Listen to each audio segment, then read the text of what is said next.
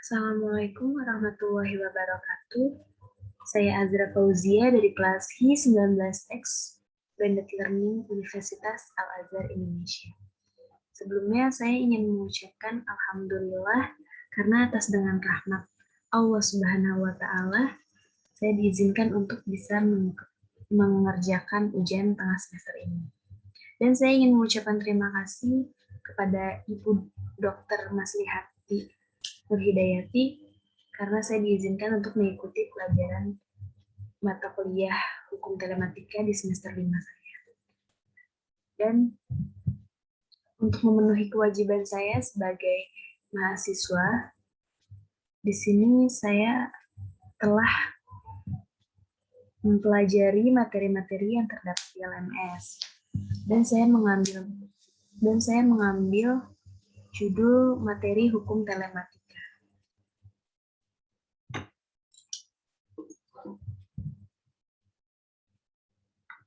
Di yang slide pertama,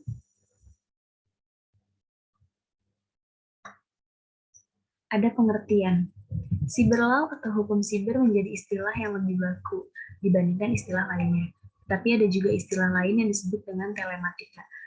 Telematika merupakan singkatan dari telecommunication dan informatik yang merupakan perpaduan konsep computing dan communication. Seperti yang kita ketahui bersama-sama, seiring pesatnya perkembangan teknologi dan komunikasi informasi, telematika ini merupakan istilah penting antara teknologi, telekomunikasi, dan media informatika. Lalu di sini ada Undang-Undang Nomor 11 Tahun 2008 Junto Undang-Undang Nomor 19 Tahun 2019 tentang informasi dan transaksi elektronik. Untuk konvergensi undang-undangnya nanti akan kita bahas di slide selanjutnya ya. Lalu pesatnya perkembangan telematika di Indonesia ditandai dengan kepemilikan komputer, laptop, dan smartphone. Dengan demikian, hadirnya hukum telematika harus disikapi dalam bentuk regulasi, sehingga memberikan kepastian hukum dalam penegakan hukum telematika. Nah, seperti yang kita ketahui, kayak seperti komputer, laptop, dan smartphone itu merupakan penunjang utama. Dan yang paling penting adalah internet. Internet merupakan penunjang utama dari segalanya. Di slide berikutnya ada hukum dan regulasi telematika. Yang pertama ada yurisdiksi. Hal ini terdapat dalam pasal 2 Undang-Undang ITE dengan menegaskan makna merugikan kepentingan Indonesia, yaitu dalam hal pertahanan dan keamanan kedaulatan negara, warga negara, serta badan hukum Indonesia. Dalam hal ini, pendekatan yurisdiksi sebagai upaya yang dimungkinkan dalam penerapan dan penegakan hukum telematika.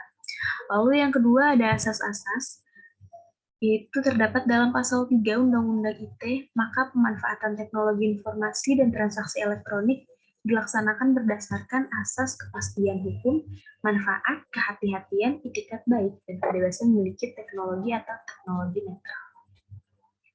Di slide berikutnya ada komponen ruang lingkup. Komponen ruang lingkup. Yang pertama itu ada konten, data yang berupa input atau output. Yang kedua ada computing, sistem pengolahan informasi yang berbasis sistem komputer. Lalu ada community, masyarakat sebagai subjek atau maupun objek. Lalu ada communication, keberadaan sistem informasi dari sistem interconnection global, interpersonal, dan komputer network.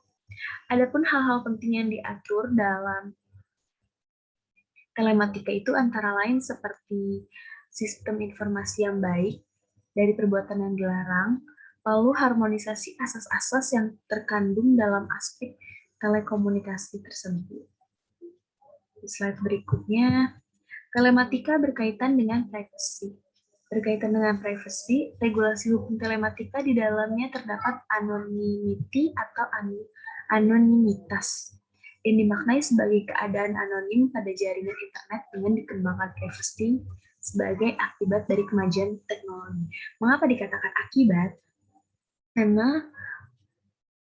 Karena beberapa platform jika kita punya pendapat atau kita ingin mengkritik tetapi identitas kita tidak diketahui, itu beberapa platform itu membuka forum dengan anonim atau keadaan tidak terlihat identitasnya. Lalu di sini ada konvergensi hukum telematika seperti tadi pada slide kedua.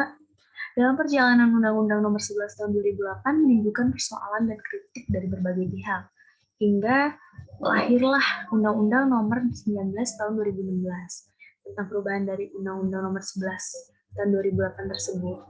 Tapi tetap Undang-Undang Nomor 11 Tahun 2008 tentang informasi dan transaksi elektronik itu dianggap sebagai awal mula perkembangan hukum siber di Indonesia.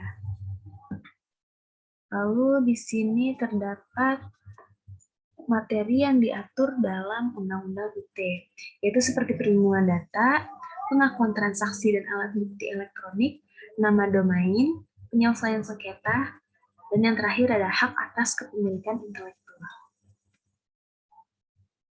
Dan di sini juga terdapat hal-hal penting terkait dengan konvergensi, yaitu hal-hal pentingnya yaitu seperti perkembangan teknologi informasi dan komunikasi sangat berpengaruh pada arus globalisasi di seluruh Indonesia di seluruh dunia termasuk Indonesia. Lalu yang kedua, perkembangan teknologi informasi dan komunikasi dirasakan semakin akseleratif sehingga membawa tren baru yang ditandai oleh konvergensi atau penggabungan teknologi. Dan yang terakhir ada perkembangan tren konvergensi dan peranannya yang semakin besar. Maka masyarakat dan pemerintah Indonesia harus siap dan tanggap dalam merespon konvergensi tersebut. Dan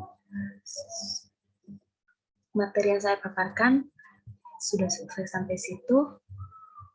Mungkin jika ada kurangnya saya mohon maaf. Dan terima kasih karena saya dapat menyelesaikan ujian tengah semester ini. Jika ada kurangnya saya mohon maaf. Wassalamualaikum warahmatullahi wabarakatuh.